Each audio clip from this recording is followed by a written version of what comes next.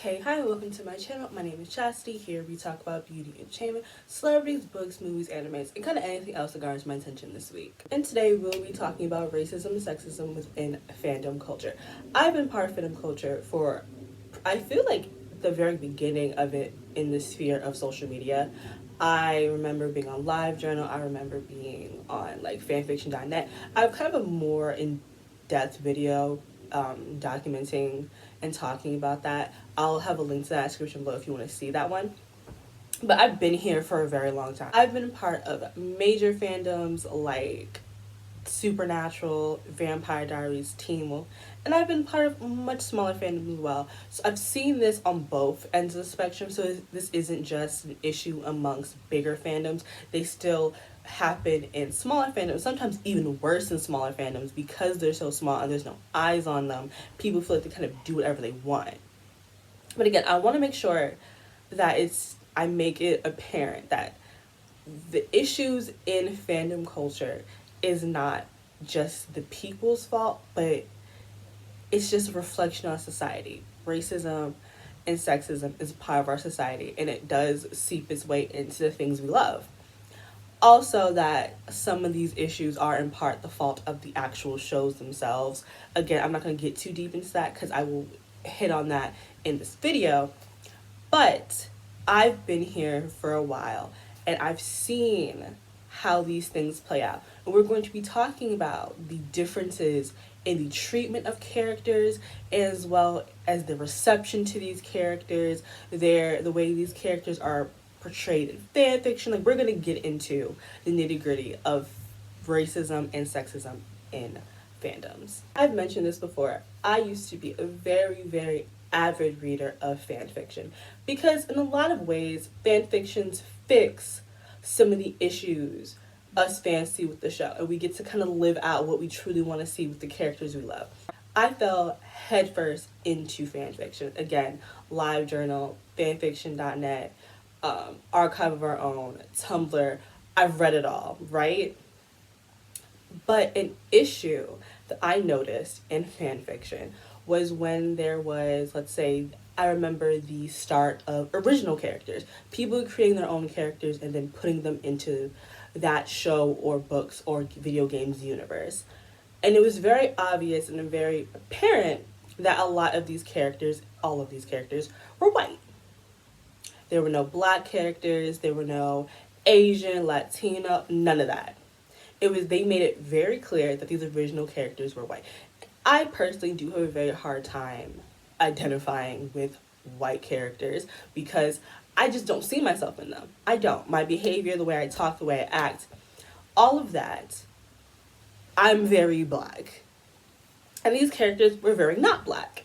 And it would take me out of the story sometimes because the whiteness was so apparent. The white culture, if you want to call it that, was very apparent in these fanfiction, down to the way the characters dressed, the way they talked, the way they behaved.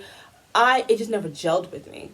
And then we go into the age of reader inserts. The purpose of reader inserts was for inclusivity, because the issues with original characters were usually the original characters looked similar to the writer. You would write a character that looked like you. That's nothing wrong with that. Fix that problem. Reader inserts kind of happened. I really don't know when reader inserts started gaining popularity. I feel like I started seeing reader inserts around 2016, I would say, is when I started noticing this phenomenon to me. And the whole purpose, again, was to kind of get rid of the issues with original characters and create this supposedly ambiguous character that was supposed to be a placeholder for you, the reader. Now, again, some authors did a fantastic job doing reader inserts. These characters were characters without being real people. You were able to very easily slip yourself into this character. And then there's other people who it seemed like they just wanted to, maybe were too lazy to create a real character and so thought doing reader inserts would be easier.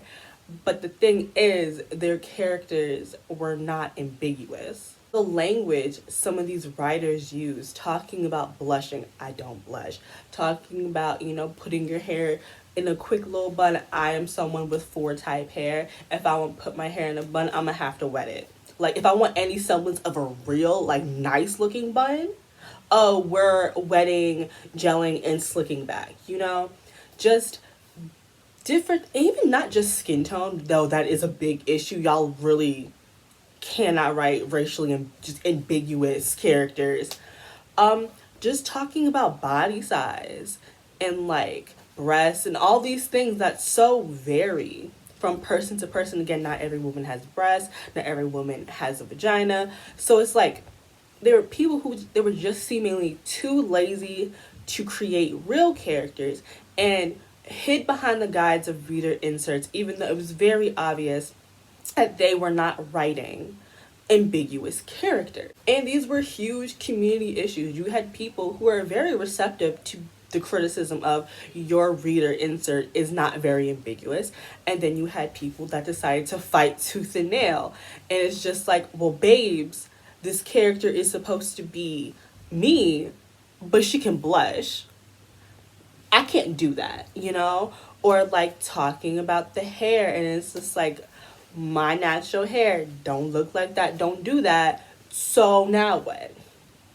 And it was truthfully and honestly reaching a boiling point. There was a lot of fandom infighting, like there always is.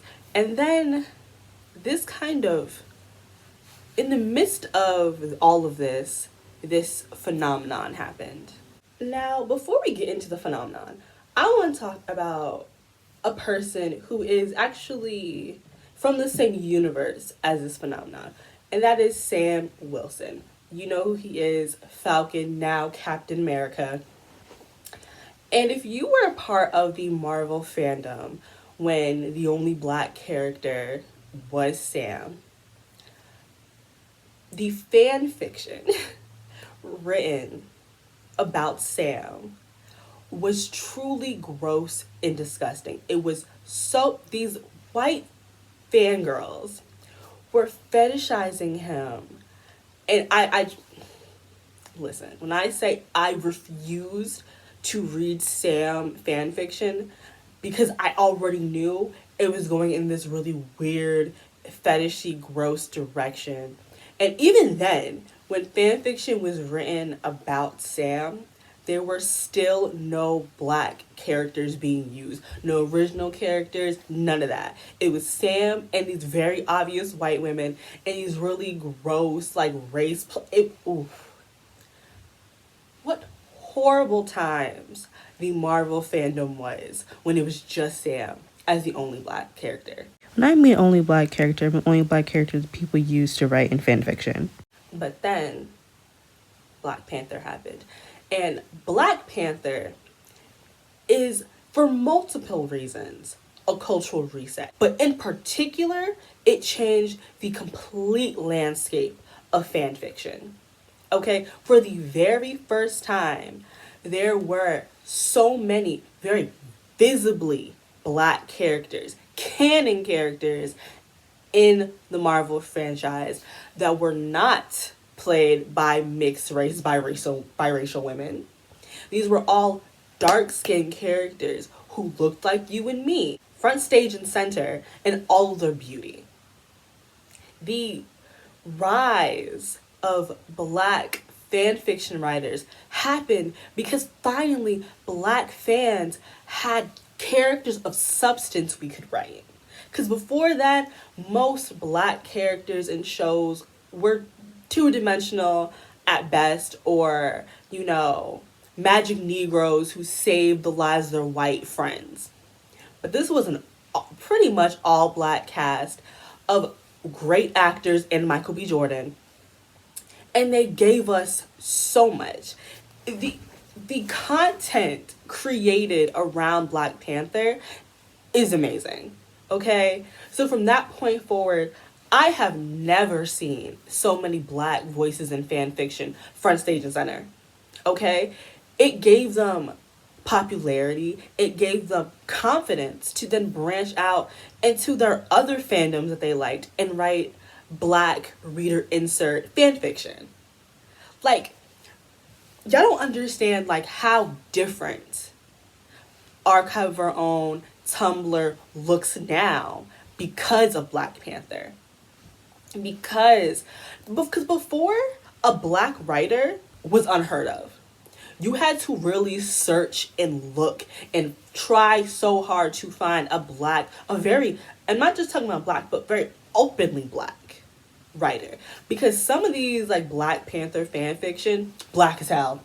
Blackity black, and I love to see it. I love seeing Black people being unapologetically Black, being authentically Black, and then seeing fan fiction writers from all over the world, different races, different culture. We're having Muslim Black people writing stories. We're having so many Black people from different parts of the world giving us their perspectives and their stories with these amazing characters. Fan fiction changed because Black Panther, and we're still reaping the benefits of it. It's so crazy to me that I can go to any fandom I get into and see Black original characters having reader inserts where I can very much so tell this character is supposed to be me, a Black girl. It's truly like I can't gush enough about what Black Panther did to culture. It's done so much, but I feel like no one fully understands like what it did to fan fiction. There's going to be a whole generation of Black girls who are going to read fan fiction and feel seen. Something I have never felt growing up.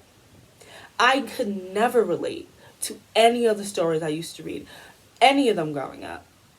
But then Black Panther happened. And now, because I do still very occasionally, like if I get into a new fandom, I do like to peruse the fan fiction. Because again, the fan fiction fixed the mistakes the writers seem to be lazy to do.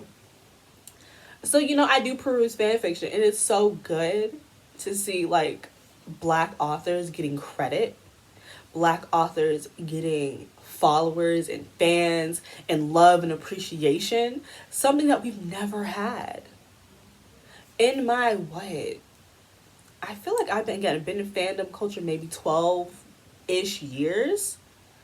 I've never seen so many Black authors in my life, and this has been a testament to how amazing Black Panther was and how desperately we needed this. Now, while Black Panther did change the landscape of fan fiction in fandom culture, that did not do much for the racism that permeates every other corner of fandom culture. The best example of this has to be the treatment by fans of John Boyega and Kelly Marie Tran from the latest Star Wars movies. John Boyega faced and continues to this very day receive hate from Star Wars fans, and it is ridiculous.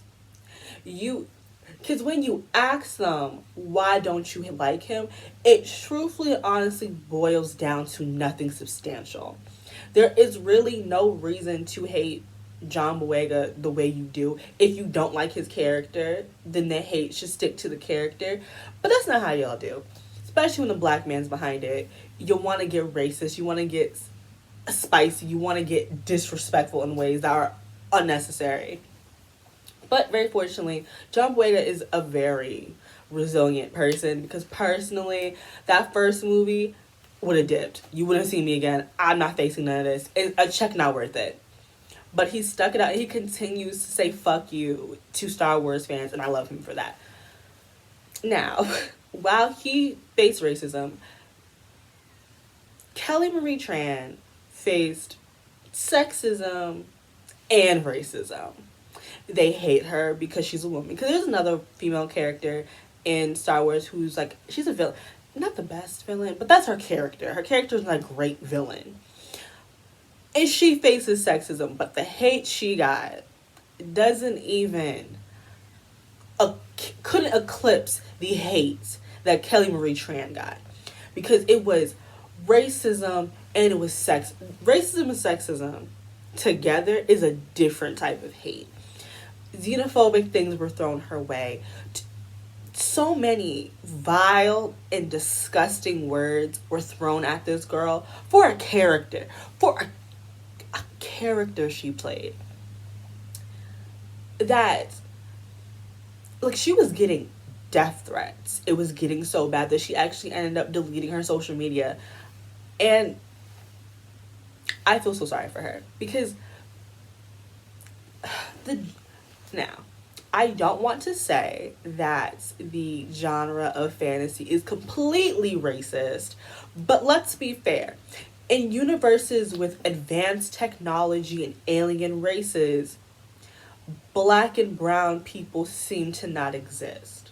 But purple people can exist, and blue and green people can exist, but anyone darker than beige, we seem to be non existent. Asian people, non existent. Native American people, Latino people, we're all gone in the world of sci-fi. We all would once we were able to like fully, explore the universe, all the people of color just went extinct. I think a big reason that sci-fi fandom looks the way it does, racist and sexist, is because when a group of people who perceive themselves to be the bottom have any form of power or privilege, they use it to oppress other people. And that's unfortunately what nerds are. Nerds do feel like they are one of the most oppressed groups of people, and it's like, okay. And so when they're in nerd spaces, they use this privilege down. Now they're cool because I'm around my fellow nerds. And so they use this clout, this power to then oppress people who are even lower than them. Black and brown people and women. Now they're using this power and turning the black and brown characters to the most hated characters, even when they're not villains. That's the crazy part. The black and brown characters barely be villains, but they be the most hated. People hate them more than they hate the actual villains. It turns into men in the fandom when they're seeing women showing interest in this fandom, quizzing them. Like we're in school. Are you fucking kidding me? Like, do you know when in this very, very stupid. A fandom that had many issues with racism that I was a part of was Teen Wolf. And I feel like if unless you were black or brown, you are probably like, what do you mean racism? The cast was very diverse. We had a bit, no. No. The fans of this show were very fucking racist. I feel like a lot of it was very microaggressive, so they weren't very outward with it. Some of y'all were, but some of y'all, it was the way you moved that proved the racism in the fandom. One major issue from the Teen Wolf fandom was the complete erasure of the fact that Scott McCall is a Mexican American. A Mexican American who is the lead of this show. Even though Tyler Posey himself has said on multiple occasions that Scott is very much so Mexican. That whole part of his race erased, gone by fans. Like it never exists, and that's very interesting to me. And then we are later introduced to Kira, played by Arden Cho. Kira is a half Japanese, half Korean character who her character was pretty well liked. I don't think anyone really had an issue with Kira. If you did, you were dumb. But what was very interesting to me is Kira and Scott were dating. The main character was in a relationship. Mind you, an interracial relationship with no white people in it. And the couple made zero noise. They were outshined by canonical relationships and non-canonical relationships. When I tell you, I saw little to no Scott and Kira like fan fiction or like couple things, or like how fandoms do. Like I didn't see any gift sets, like not enough. It truly wasn't. And these were two very well liked characters. Again, Scott's the main character. I don't understand how your main characters in a relationship, like Scott and Kira's relationship, did not make nearly as much noise as Scott and Allison. And the thing is, Kira was well liked. Okay, it wasn't like she was hated by fans. This was one of the few times we had like a woman of color be the love interest, and no one had an issue with her. And yet the fandom was silent. I don't see much when I was part of the Teen Wolf fandom. Kira and Scott fanfiction, not enough. Not enough. Because I very much remember when Kira was there, I was still seeing Scott and Allison fanfiction. Now, in around season 3, we were introduced to this badass assassin chick named Brayden, and then it was subsequently announced that she was going to be Derek's new love interest.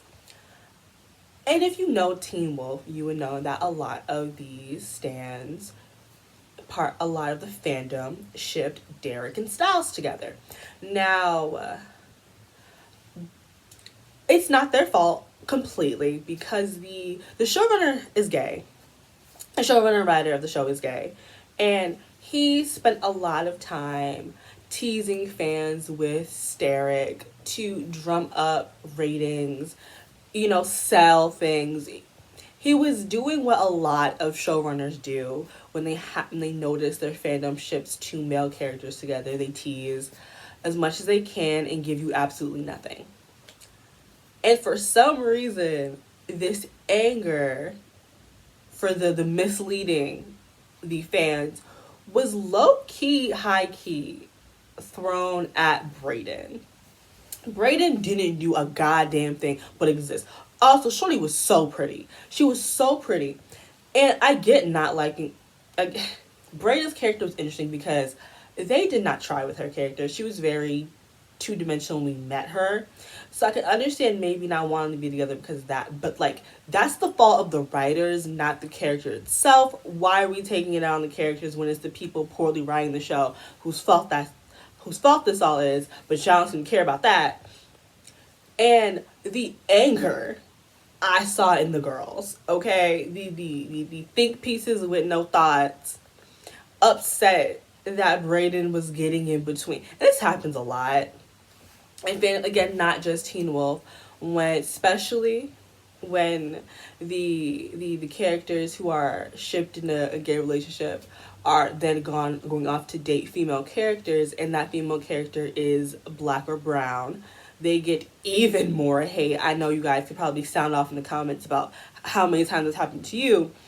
And you're sitting here watching it listen, you have to sometimes sit with yourself and understand that, you weren't going to get a gay man. These guys were not going to be together, right? You have to sit with yourself and fully understand that that's probably not going to happen. And you have to accept the fact that in the show, they're probably going to be in heteronormative relationships.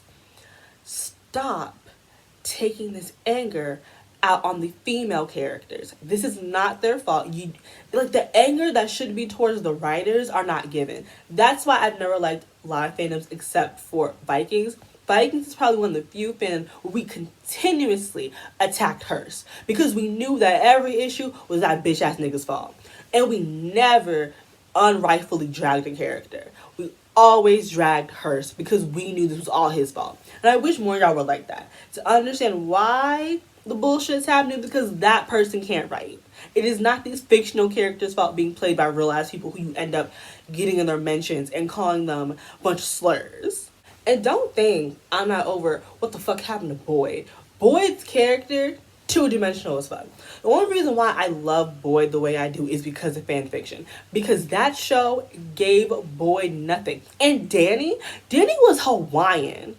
We had a whole, Polynesian Hawaiian dude on the show. We ain't do shit with that. Barely even there. He was also openly gay on top of that. And y'all were silent about Danny. But because you were so busy pushing Styles and Derek when we had an openly gay character that we should have been praising and loving. Ooh, that's a whole nother video. Gay characters and gayness in fan. I'm not going to do it today, but one day I might because that pisses me off way too much. So now we're going to talk about a show that kind of sparked this portion of the video. And the show and character I'm going to be talking about is Amber Bennett from Amazon Prime's Invincible. So I'll have in the comments below where you can skip to get past this section of the video if you have not watched Invincible and you're planning to. So you can just skip over this section because there's going to be light spoilers. Not too much, but again, you know my mouth. I be talking. But if you don't know what Invincible is and you're still here, Invincible is an Amazon Prime show about it's a superhero show based on comic books of the same name. And in this show, Invincible, we have our main character Mark, who is dating a young black girl named Amber Bennett. And Amber is the most hated character in this show for no good goddamn reason. I know you're saying, Chastity, there has to be an actual reason why everyone hates her. They can't just hate her for no reason. And you're right, there is a reason why they hate her. They hate her because this young girl dares to be a hypocrite. Yes, you heard me right. She's a hypocrite and therefore is the most hated person in this show. Yes, it's this ridiculous. So the issue lies in the fact that Mark is a superhero. He comes from a family of superheroes. And he has decided that he is going to keep this secret from Amber to protect her. Again, she should have the right to know. Let's not treat people like damsels in distress, because we've seen multiple times with superheroes that when they don't tell their partners that they're superheroes, they still end up in danger. So at least if I'm knowledgeable in the fact that there is danger that could possibly happen to me, I can be ready, instead of me just walking home and then getting snatched up in the streets and I don't know what the hell is happening to me. But again, everyone feels differently about that. Now, Amber is aware of the fact that Mark is a superhero. Now, she has not known for the entire length of the relationship, but for an unspecified amount of time, she has been aware that Mark is a superhero. Now, here's where a lot of people view the hypocrisy comes in. Now, Amber is mad at Mark because he's consistently lying and being just a flaky boyfriend. He's missing out on dates, missing out on important milestones for their relationships, and just generally being a bad boyfriend. He is also not communicating with her at all. He seems to just decide that, like, I'm just not going to tell her, means I can't tell her anything. And so he's lying, not communicating well, and just, it's a recipe for a relationship that's going to go down in flames, right? Now, fans allow Mark to be a young boy fumbling through one of his first relationships. It's okay. He's a superhero. Things are tough and hard. He's a young boy. He's just trying to navigate this world. But they do not give this same reprieve to Amber, who herself is just a 17-year-old girl in one of her also first relationships, trying to manage this relationship that is honestly for a 17-year-old extremely difficult, because again, lying, not communicating, missing dates, missing milestones, like he's doing a lot of things, right? Like he's not just like being a good boyfriend and then she's just mad for no reason. She has valid reasons to be like upset with Mark. Like it's not like she has absolutely no reasons to be upset. Like she has a lot of reasons to be upset with Mark. And like in no way, shape, or form does Amber believe that her and the relationship should come before saving the world. But she wants honesty. She wants him to communicate with her, to tell her that, yo, something's going down. I can't show up right now. And people find it very hypocritical that she has told him that she knows he's a superhero. But I feel like, well, he should tell her when he's comfortable. That's why I had a whole conversation with Evie about it. But anyways, like, I feel like that really wasn't her place to bring it up. I feel like he has to be open and comfortable talking about it first. That's like dragging someone out the closet because you know they're gay. So now you gotta bring it up. No, you don't do that. I personally feel like the hypocrisy point is very thin piece of rope they're tight walking on to show that Amber's a horrible person. And again, she's not a horrible person. Like, people say that she's selfish and that she's all of these things, and I'm like, well, she's a 17-year-old girl.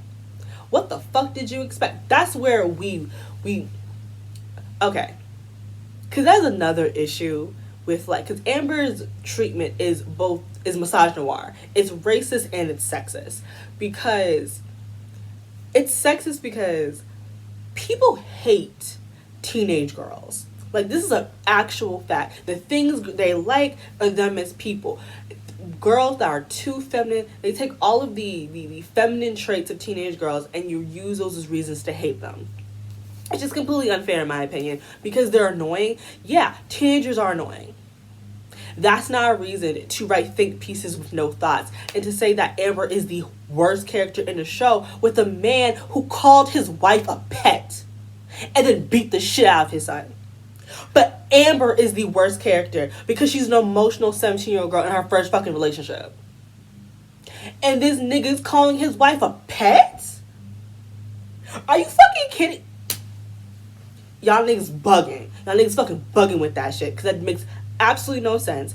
That Amber is just a normal teenage girl who is also fumbling through her relationship and trying to deal with dating a superhero, but still trying to have a normal relationship. Like, you get it when it's Mark, but you don't get it when it's Amber because she's a black girl. And part of me kind of wish they would have kept Amber white, because in the comics, Amber's white. And low-key, I wish we would have kept her white so I didn't have to watch this because a lot of the rhetoric on Twitter is misogynoir. Complete and utterly, it's racist as fuck because it makes no sense with a show with a man who's abusive. Again, I'm not trying to give too many spoilers, but you know exactly who I'm talking about. That man is horrible. But Amber is the worst character. You're racist as fuck. You truly fucking are. If you have a man who calls his wife a pet and beats his son, but he's a better character than a 17-year-old girl who's simply just trying to date.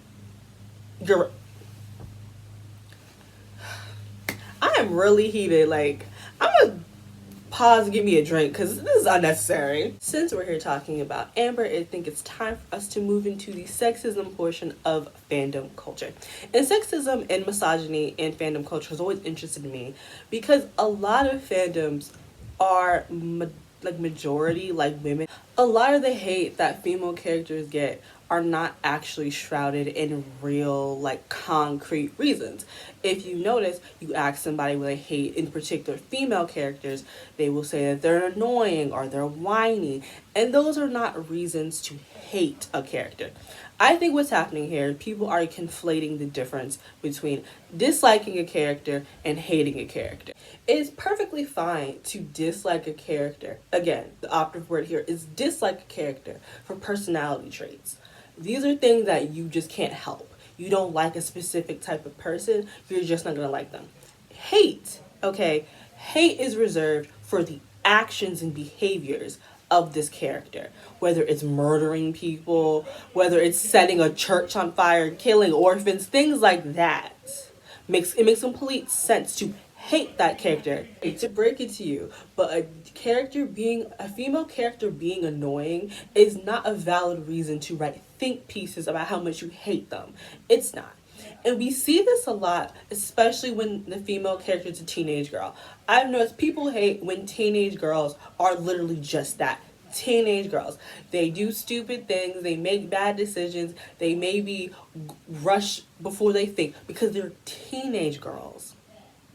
Acting like normal teenage girls, and that's an issue, that's a problem because again, society hates teenage girls.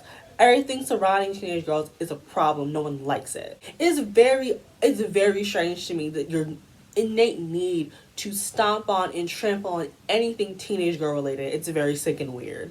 Like, I've seen people legitimately be upset that a 16-year-old girl, a 16-year-old character, who is a girl, lacks emotional intelligence. Like, are you serious? Like, what teenager has any type of emotional intelligence? You're asking for a group of people whose frontal lobes have not fully formed to act like adults. Y'all are weird. Again, you only hold this standard to teenage girls. Teenage girls have to act like grown women. You have to adultify teenage girls. But teenage boys can be boys. They can do dumb boy decisions because they're boys. It's okay.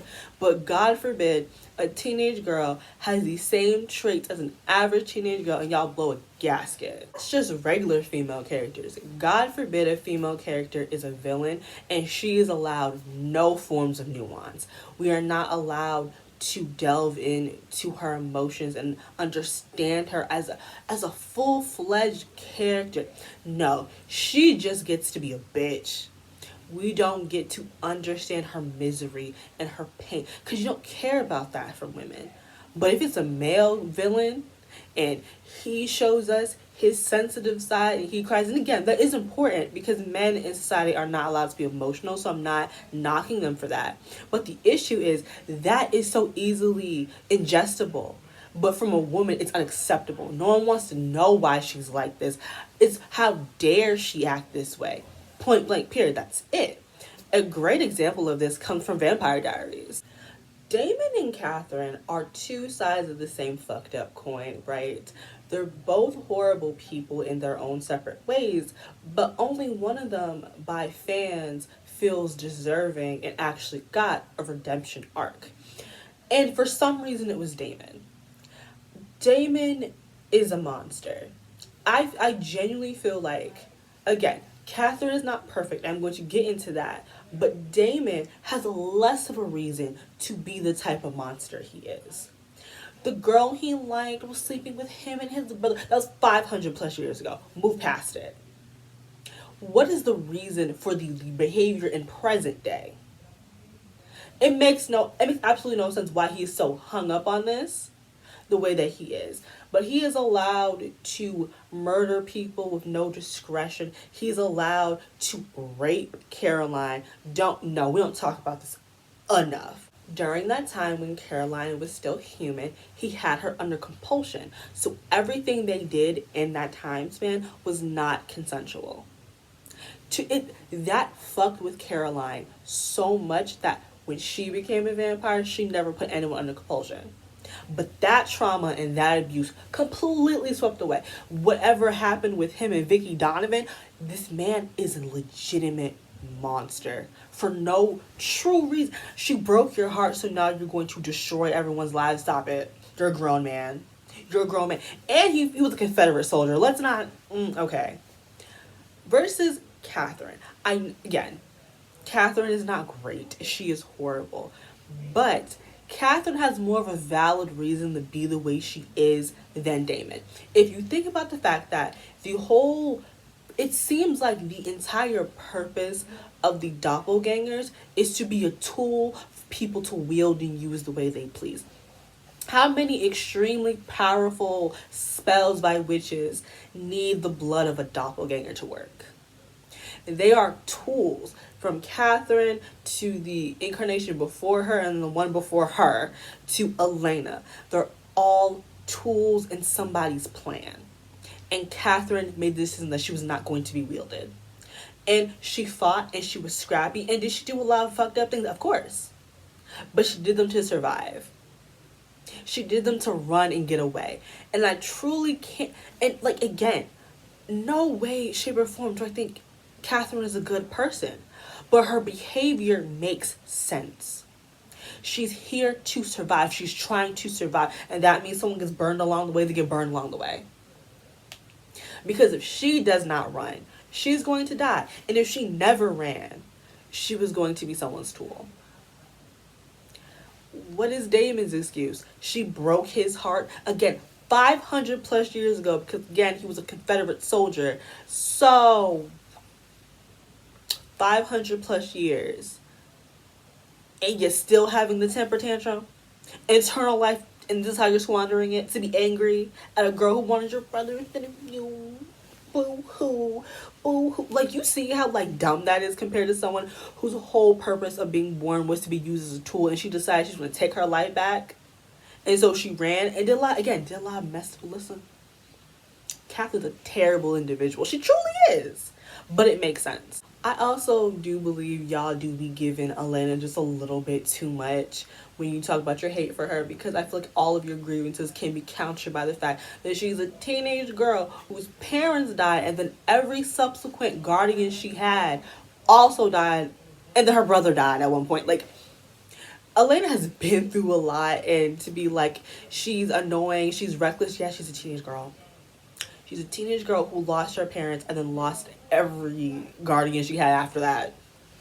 She's allowed to not be, amazing and great. You know what I mean? Like, y'all just be doing a little bit too much. You're turning your dislike into hate is solely because it's female characters. Because, like, Klaus, I love Klaus. Klaus is one of my favorite characters from Vampire Diaries because he's one of the few characters that his entire being, like, he's very well fleshed out and very, like, a three-dimensional. Damon is not. Anyways, but Klaus, we really, especially in the original stuff, that we were able to delve into the person that Klaus is. Now, as much as I do like Klaus, I'm aware that he's a horrific person. Horrible, trash, garbage. And I will never argue with somebody that does not like Klaus because I'm aware he's a bad person. But I do believe he's a well-written villain. And y'all do give him too much as well. As someone who likes Klaus, y'all give him a little much as well. Because horrible individual and you want him to be with the girls you like. You know what I mean? An interesting point that can be brought up in the sexism in fandom culture is what do we do with poorly written female characters? And I feel like a great example of this, given by one of my friends, is Sakura from Naruto. Sakura is well hated in the fandom. I don't know what's happening in Boruto. I refuse to be part of that. But in the Naruto Shippuden world, she's very much so hated. She's basically tapped with every stereotype you would give a teenage girl. And that is not of Sakura's fault. That is the fault of the writer. She is poorly written. She is not written to be a fully fleshed out real person. She's a 2D character, literally and figuratively, with no personality beyond being Sasuke's foil, being the person he will one day fall in love with, the person that he will put through a lot and then come together to be with her. That is her character, to be Sasuke's other half. And that's not her fault. That is the fault of poor writing. And it's an issue where you can't see that. It's like, I feel like we acknowledge she's poorly written and then we still attack her. That doesn't make any sense. That's not the character's fault. It is the writer's fault, and the writer should be getting the brunt of this.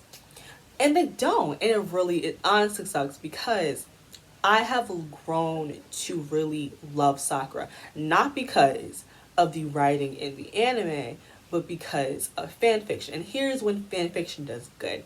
Especially in situations when there are poorly written female characters, poorly written black characters, fan fiction kind of comes in and helps explore these characters, flesh them out in ways that the writers don't care to. And in a lot of these fanfic, now in some of these fanfiction, y'all really hate Sakura and use your fanfiction as a way to get at her. Again, a fictional character, relax. But in some fanfictions, they've done such an amazing job fleshing her out and making her a real character that I have now grown to love her and have learned to really appreciate her. I love Sakura not for the character she is, but for the character she could have been.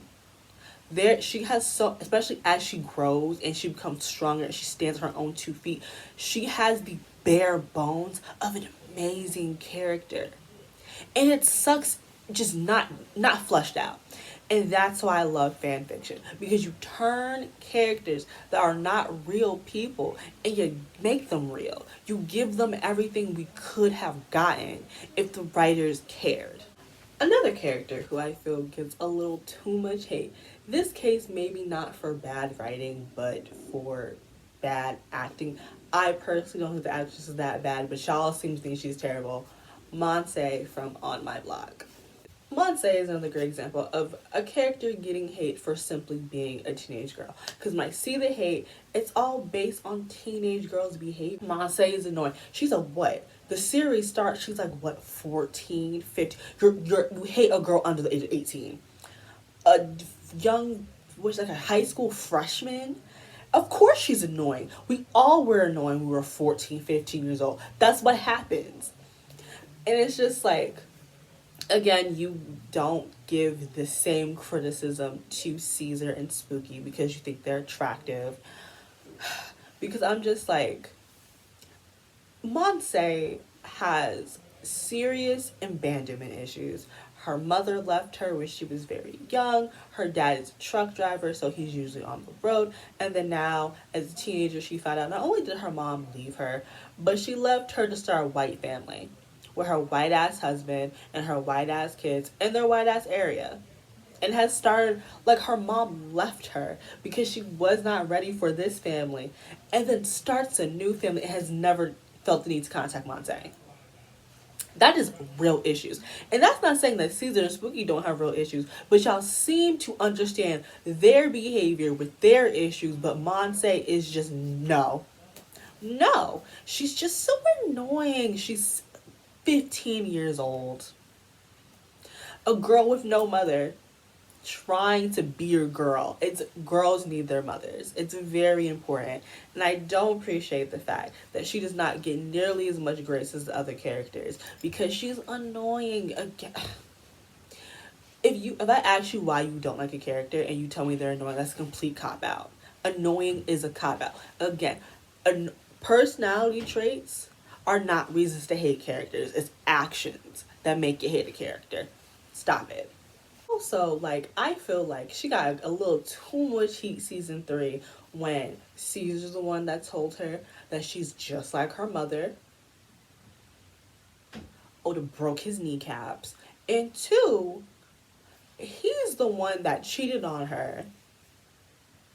But I don't see nobody in the fandom holding Caesar accountable for his actions and his behaviors.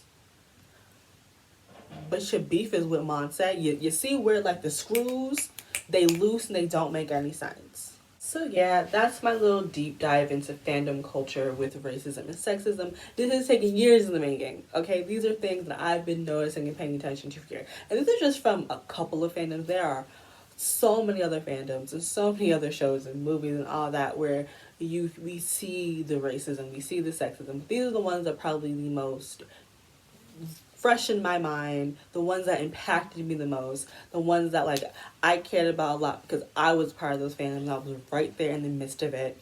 But I think, like, I would like to hear from you guys about, like, the racism and sexism you've experienced in fandom culture, what you've seen, maybe what you've even yourself participated in, because again, we're all not perfect. We've all got a little past. Don't forget to like, comment, and subscribe, and I'll see you guys in my next one. Bye, guys.